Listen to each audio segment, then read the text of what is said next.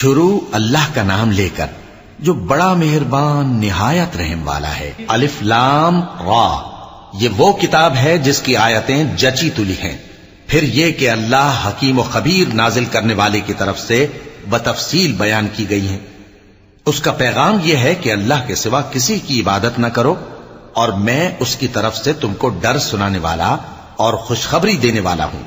اور یہ کہ اپنے پروردگار سے بخشش مانگو اور اس کے آگے توبہ کرو، وہ تم کو ایک وقت مقرر تک متاع نیک سے بہرہ مند کرے گا اور ہر لائق فضیلت کو اس کی فضیلت دے گا۔ اور اگر روگردانی کرو گے تو مجھے تمہارے بارے میں قیامت کے بڑے دن کے عذاب کا ڈر ہے۔ تم سب کو اللہ کی طرف لوٹ کر جانا ہے اور وہ ہر چیز پر قادر ہے۔ دیکھو یہ اپنے سینوں کو دوہرا کرتے ہیں تاکہ اللہ سے چھپ جائیں۔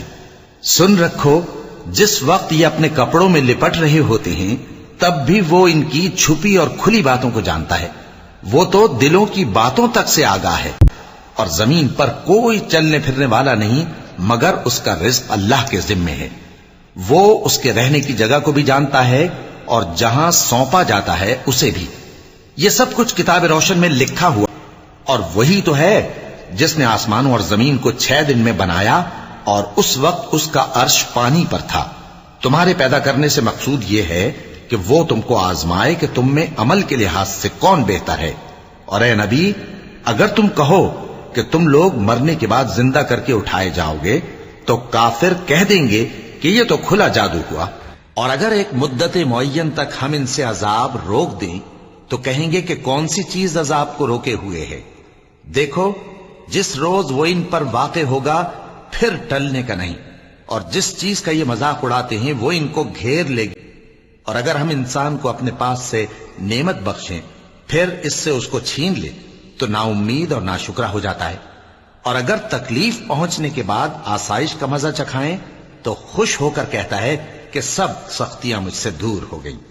بے شک وہ ہے ہی خوشی میں مست ہو جانے والا، بڑا فخر جتانے والا۔ ہاں جنہوں نے صبر کیا اور عمل نیک کیے یہی ہیں جن کے لیے بخشش اور اجر عظیم۔ تو شاید تم کچھ چیز وہی میں سے جو تمہارے پاس آتی ہے چھوڑ دو، اور اس خیال سے تمہارا دل تنگ ہو کہ کافر یہ کہنے لگیں کہ اس پر کوئی خزانہ کیوں نہیں نازل ہوا، یا اس کے ساتھ کوئی فرشتہ کیوں نہیں آیا۔ اے نبی، تم تو صرف نصیحت کرنے والے ہو اور اللہ ہر چیز کا نگہبان۔ کیا یہ لوگ کہتے ہیں کہ اس نے قرآن از خود بنا لیا ہے؟ کہہ دو کہ اگر سچے ہو تو تم بھی ایسی 10 صورتیں بنا لاؤ اور اللہ کے سوا جس جس کو بلا سکتے ہو بلا بھی لو۔ پس اگر وہ تمہاری بات قبول نہ کریں تو جان لو کہ یہ قرآن اللہ کے علم سے اترا ہے، اور یہ کہ اس کے سوا کوئی معبود نہیں۔ تو کیا تم لوگ اسلام لاتے ہو؟ جو لوگ دنیا کی زندگی اور اس کی زیب و زینت کے طالب ہوں ہم ان کے اعمال کا بدلہ انہیں دنیا ہی میں دے دیتے ہیں، اور اس میں ان کی حق تلفی نہیں کی جاتی۔ یہ وہ لوگ ہیں جن کے لیے آخرت میں آتش جہنم کے سوا اور کچھ نہیں، اور جو عمل انہوں نے دنیا میں کیے سب برباد، اور جو کچھ یہ کرتے رہے سب ضائع ہوا۔ بھلا جو لوگ اپنے پروردگار کی طرف سے دلیل روشن رکھتے ہوں اور ان کے ساتھ ایک آسمانی گواہ بھی اس کی جانب سے ہو، اور اس سے پہلے موسیٰ کی کتاب ہو جو پیشوا اور رحمت ہے، تو کیا وہ قرآن پر ایمان نہیں لائیں گے؟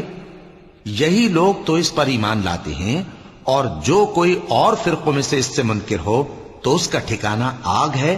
تو تم اس قرآن سے شک میں نہ ہونا، یہ تمہارے پروردگار کی طرف سے حق ہے، لیکن اکثر لوگ ایمان۔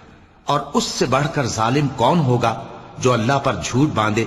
ایسے لوگ اپنے رب کے سامنے پیش کیے جائیں گے اور گواہ کہیں گے کہ یہی لوگ ہیں جنہوں نے اپنے پروردگار پر جھوٹ بولا تھا۔